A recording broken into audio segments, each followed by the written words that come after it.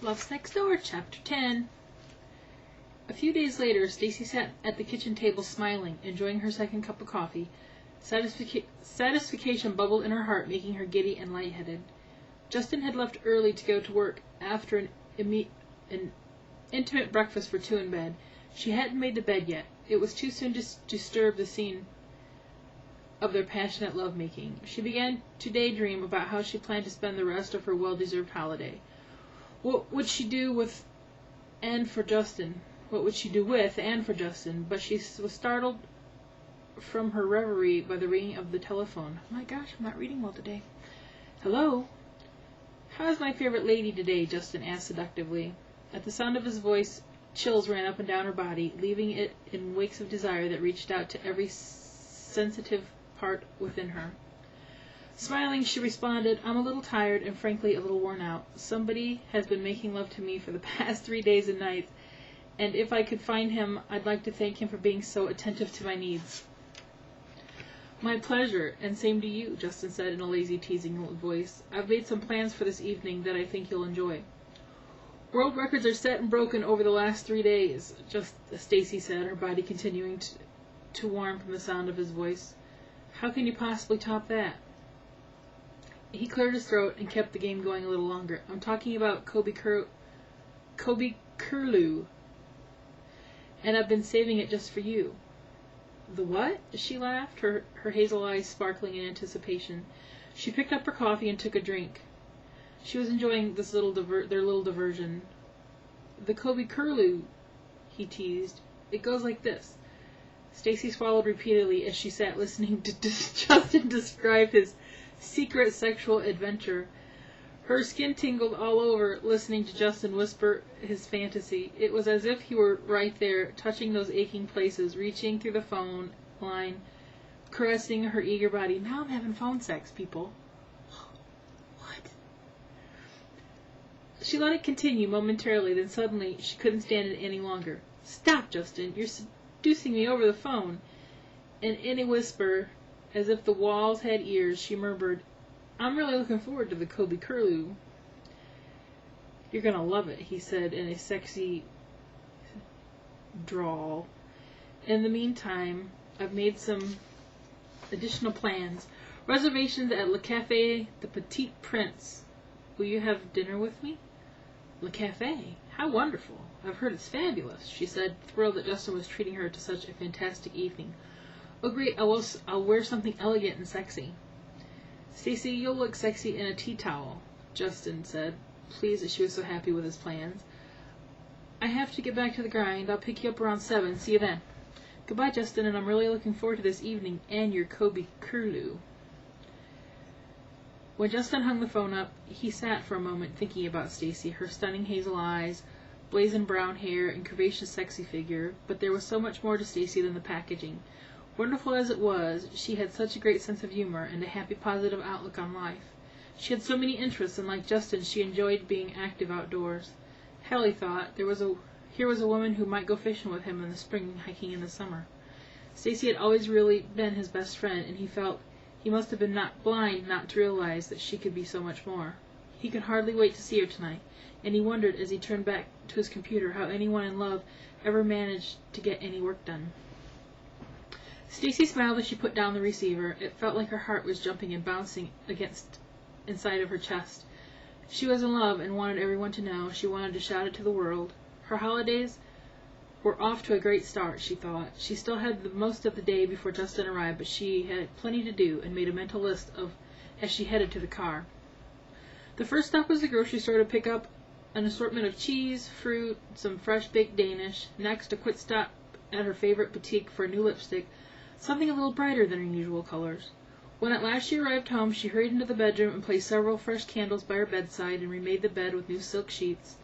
Next, she started the beautifying process and washed her hair and indulged herself with a manicure. Finally, she relaxed in a hot, scented bath, recalling the previous night's wonderful madness with Justin. She clambered out of the tub, and just as she was about to dry her hair, the doorbell chimed. Stacy rushed to the door and was surprised and thrilled to see a delivery man from the local florist standing on her doorstep with a long white box tied with a red satin ribbon. The man broke into a big grin and beamed when Stacy clamped her hands in excitement and reached for the box, thanking him enthusiastically. She opened the box in the kitchen and withdrew a dozen long stem roses. The card simply read, "Later." The roses were yellow, her favorite color, and she was touched that Justin had remembered. She felt tears burning the back of her eyes as she placed the roses in a crystal vase, inhaling their lush scent. For the rest of the day, she walked on air. Wrapped in her oversized terry cloth robe, Stacy stood in the bathroom in her stocking feet, applying the finishing touches to her makeup. She laid the lipstick aside and took a final look at her appearance. Her brown hair was perfect, glistening in the mirror as it caught the light. Then she gently added a dab of perfume. Pausing while examining the contents of her closet, Stacy took special care in her selection of the perfect dress for the occasion. She narrowed her choice to 2 dresses, which she pulled from her closet and laid in her bed. One was a simple but elegant ankle-length black dress, the other a deep burgundy velvet mini dress which shamelessly accentuated her figure. She chose the long, off-the-shoulder black gown. It fit perfectly, hugging her curvaceous body, flowing down to her ankles, with a long, sensuous slit up one side. The sleeves were long and tight and ended just above the wrist. She slipped into the dress and admired the materials, sliding her hands around the satiny fabric from her breasts to her thighs. The only jewelry she wore were the diamond studs her parents had given her for her birthday. With a final glance in the mirror, she flipped the light off and went to wait for Justin. She walked to the hall closet and pulled a long, black woolen coat from the rack and an elegant sheer scarf with silver threads running through it, something she could drape over her hair to ward off the wind. As she pulled the scarf from the closet, there was a knock on the front door. She smiled in anticipation, knowing who it was. Laying her coat on the chair, she smoothed her dress with her hands and hurried to the door. Justin stood before her in a white pinstripe suit under a long slate gray overcoat. He looked so handsome it took her breath away. Stepping inside, he bent and kissed her softly on her waiting lips. Then, taking her hands in his, he stepped back to admire her, his eyes traveling the length of her body, searing her skin through the soft material. "God, you're gorgeous," he said, the words husky with emotion. "And you're so handsome I can hardly stand it. And Justin, thank you for the roses. Look." "Look," she said, leading him to the living room. "Aren't they marvelous? I feel so spoiled." "I've only just begun to spoil you," he said, holding her coat for her to slip into. They walked hand in hand back to the car. As soon as they pulled out of the driveway, Justin reached over and closed his hand over hers, placing it on his thigh.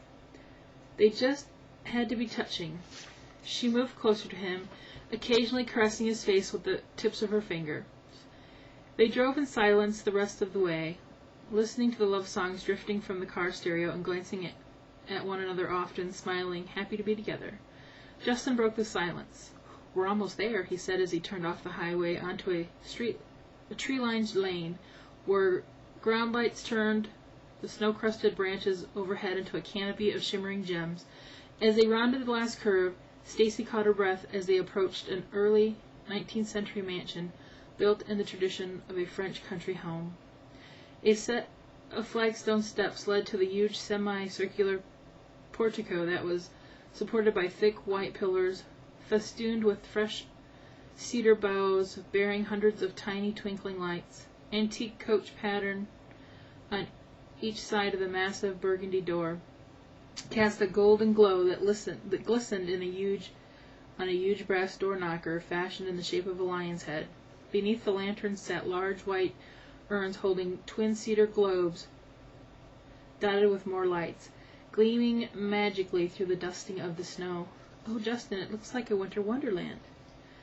He looked at her beautiful hazel eyes, sparkling with pleasure, and raised her hand to his lips.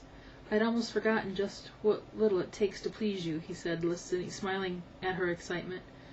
"This is your real birthday dinner, Stacy. No crazy gifts and paper crowns this time."